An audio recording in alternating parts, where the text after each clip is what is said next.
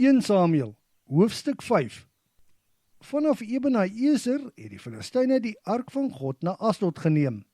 Daar het hulle die ark van God in die tempel van hulle God, Dagon, gaan neersit.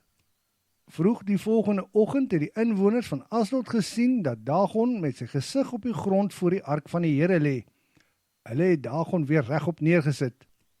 Die dag daarna, toe hulle weer vroeg die oggend daar kom, vind hulle Dagon weer op die grond voor die ark van die Here. Maar hierdie keer was die kop en die 2 hande van Dagon afgebreek. Dit het daar op die drempel gelê. Al wat oorgebly het van Dagon was die lyf. Tot vandag toe trap die priesters van Dagon nie op die drempel as hulle die tempel in Asdod binnegaan nie. Die hele gebied van Asdod met sy omliggende dorpe is swaar getref met swere en swelsels deur die Here.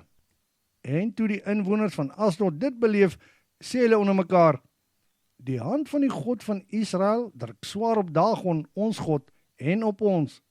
Sy ark mag nie 'n oomblik langer hier by ons wees nie.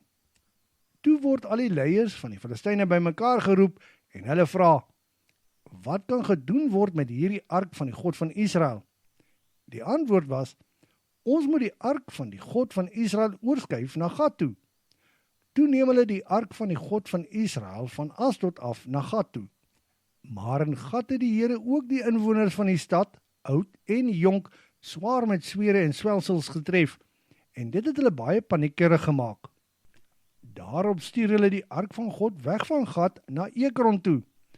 Toe die inwoners van Ekron egter die ark sien aankom, het hulle hardop geskreeu en gesê: nou stuur hulle werklik waar die ark van die God van Israel hier na ons toe, net om ons ook dood te maak. Die Filistynse leiers is weer bymekaar geroep en daar is gesê: dit sal beter wees as die ark van die God van Israel teruggestuur word na sy eie plek toe, want hier sal dit net ons en ons volk se dood veroorsaak. Die inwoners van die stad was baie paniekerig geweest, want God se hand het swaar op hulle gerus. Hulle het na die hemele uitgeroep, want die wat nie dood is nie, is met swere en swelsels getref.